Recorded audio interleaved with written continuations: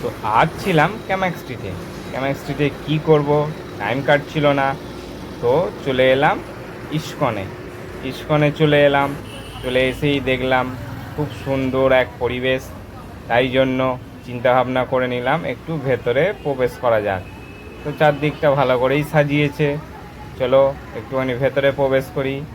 এই হচ্ছে সেই ভেতরে ওটার সিঁড়ি, লিফট ছিল, কিন্তু আমি সিঁড়ি দিয়েই যাচ্ছি, কেননা সিঁড়িটা খুব সুন্দর করে মার্বেল দিয়ে সাজানো আছে, ফুল দেওয়া আছে, তাই সিঁড়ি দিয়ে দিয়ে চলে আসলাম ইস্কনে। এই হচ্ছে মূল গেট ইস্কনের। খুব সুন্দর করে, খুবই সুন্দর এক শান্তির পরিবেশ। এই ইস্কনে এলেই মন ভালো হয়ে যায়। এই হচ্ছে প্রভুপাদ, মহান এক ব্যক্তি ছিলেন প্রভুপাদ।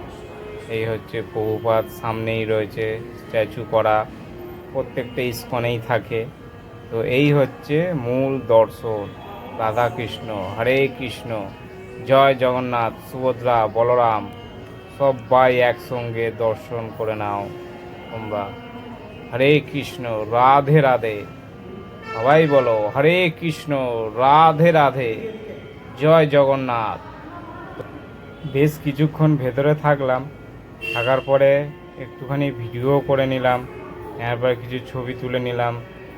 তো সামনে যত যাচ্ছি তত আরও ভালো লাগছে। কাছ থেকে না দেখলে তোমরা এই জিনিসটা বুঝতে পারবে না বন্ধুরা, ভিডিওতে সব কিছু বোঝা যায় না। তো চলো, এই দেখো সেই রাধাকৃষ্ণর ভোগ দেওয়া হচ্ছিল, লাইন দিলাম, লাইন দিয়ে ভোগ নিলাম। ভোগ নিয়ে তো মন প্রাণ সব জুড়ে গেল। দিয়ে চলো আসছি পরের এক ভিডিওতে। টাটা।